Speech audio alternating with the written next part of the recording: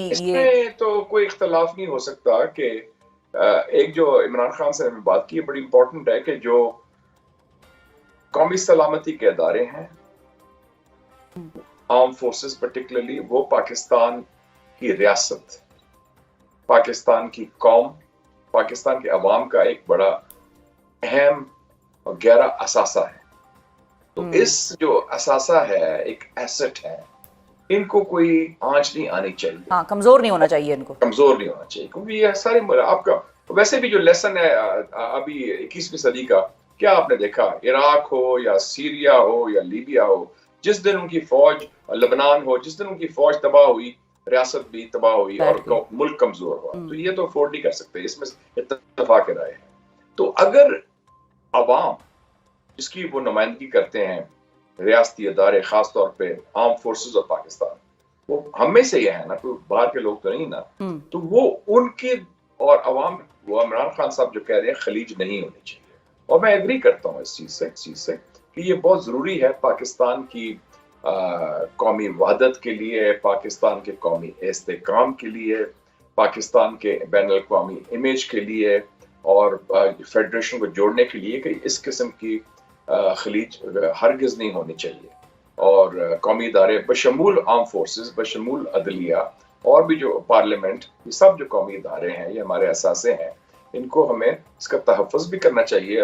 اور تحفظ کون کرے گا؟ عوام کریں گے نا. تو عوام بھی ان کے ساتھ کوئی ایسی خلیج ہونا یہ قومی مفاد میں نہیں.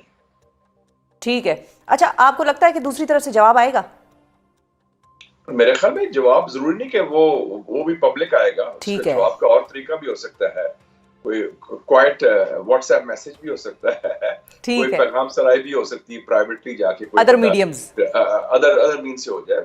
جواب کے کئی طریقے ہیں، وہ سگنل ہو سکتا ہے، کر سکتے ہیں. تو میرے خیال میں مجھے جو خوشی ہے کہ کم سے کم یہ روابط تو بحال ہوئے ہیں نا، کہ یہ گفتگو کر رہے ہیں. لیکن آپ کو اور ہمیں تو خوشی ہے، حکومت کو کوئی خوشی نہیں ہے. حکومت کو تو ٹینشن پڑ جاتی ہے جب وہاں پہ کچھ ہوتا ہے. حکومت کہتی ہے بھئی یہ ڈیل کر رہے ہیں، دیکھو یہ اینٹی اسٹیبلشمنٹ کبھی ہیں ہی نہیں، تھے ہی نہیں، ان کا وہی نظریہ ہے اور یہ انہی کے کندھوں پہ آنا چاہتے تھے اور انہی کے کندھوں پر آ جائیں گے دوبارہ سے. دیکھیں جی، وہ تو اپنی سیاسی بیان بازی اپنی جگہ. میں تو حکومت کا میرا ایشو نہیں یا کسی پارٹی کا، میرا ایشو ہے پاکستان اور پاکستان کا استحکام. اور جو پاکستان کے مفاد میں ہے میں وہ بات کروں گا ایز اے پاکستانی. تو ایز اے پاکستانی جو 25 کروڑ پاکستانی کو تشویش ہے کہ ملک سنبھل نہیں رہا، ایک چپکلش چل رہی ہے، تکرار، تصادم اور تصاد کی سیاست چل رہی ہے اور ہمارا ملک انسٹیبل ہے، اس کی وجہ سے دہشت گردی بھی بڑھ رہی ہے، اس کی وجہ سے انویسٹمنٹ نہیں آ رہی. تو لوگ چاہتے ہیں معاملہ سیٹل ہو. جیسے میں کہتا ہوں ہیلنگ ٹچ دیا جائے، دست شفا ہو، تاکہ معاملہ سیٹل ہو. اور سیٹل ہونے میں کلیدی کردار جو ہے وہ ہے کہ قیدی نمبر 804 اور گیٹ نمبر 4 کے درمیان جو فاصلے ہیں وہ کم ہوں اور ان کی آپس میں گفت و شنید بھی ہو اور ان کی مفاہمت بھی ہو. 4 کا بڑا زبردست لاکھا صاحب کا آپ نے ملایا ہے. آج آپ میں تو فیکٹس کی بات کر رہا ہوں کہ وہ بھی 804 ہے اور گیٹ نمبر بھی 4 ہے. لیکن یہ جو انگیجمنٹ ہے قیدی نمبر 804 اور گیٹ نمبر 4 کی، یہ آپ کو ڈاؤن دا لائن ہوتی ہوئی نظر آتی ہے؟ میرے خیال میں جہاں تک میرا مطالعہ جغرافیہ کا، تو یہ کوئی فاصلہ بہت دور نہیں ہے. 804 جو ہے وڈیالہ میں ہے اور گیٹ نمبر 4 راولپنڈی میں ہے.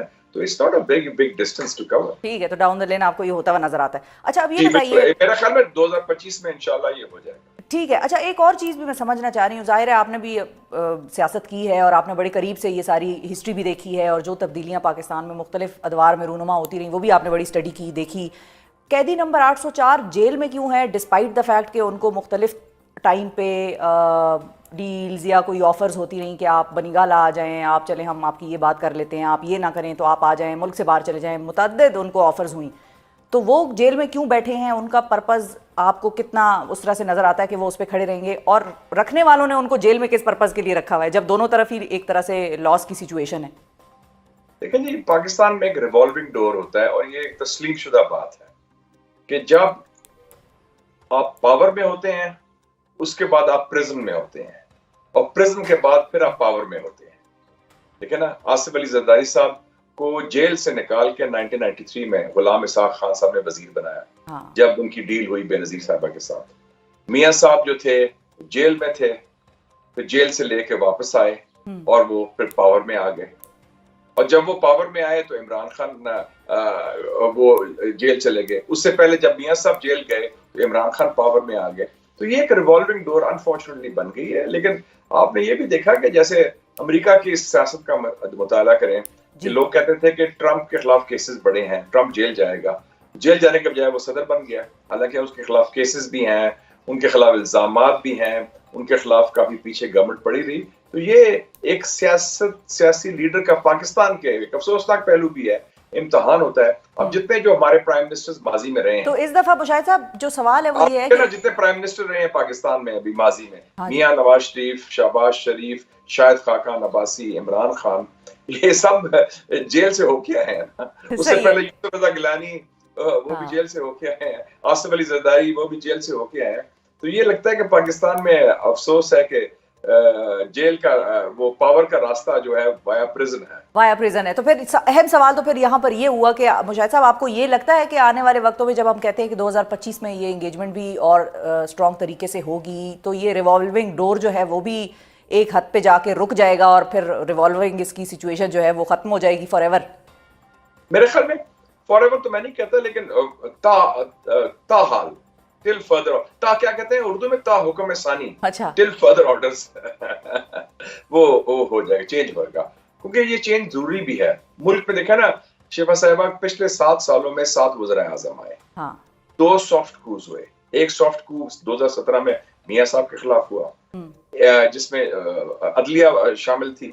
ایک سافٹ کو عمران خان صاحب کے ہوا 2022 میں جس میں پارلیمنٹ شامل تھا. تو یہ اس قسم کے ایب نارمل حالات نہیں چل سکتے.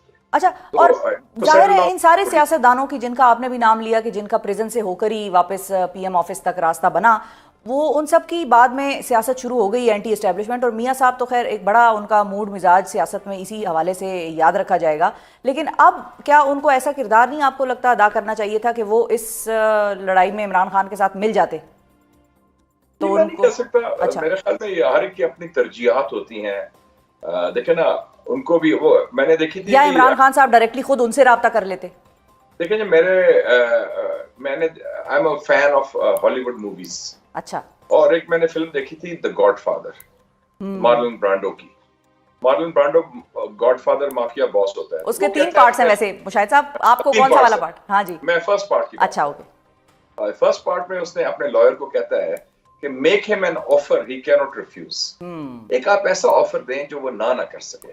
اگر آپ کو آفر دیا جائے کہ آپ کے بھائی وزیر اعظم ہوں گے, آپ کی بیٹی وزیر اعلیٰ ہوگی, آپ کے سارے کیسز ختم ہو جائیں گے, آپ کی پارٹی کو اور آپ کو کھلی چھٹی دی جائے گی, آپ جلا وطن بھی تھے, آپ جیل میں بھی تھے, تو آپ کہیں گے یار یہ تو بڑا اچھا آفر ہے, میں قبول کیوں نہ کر لوں.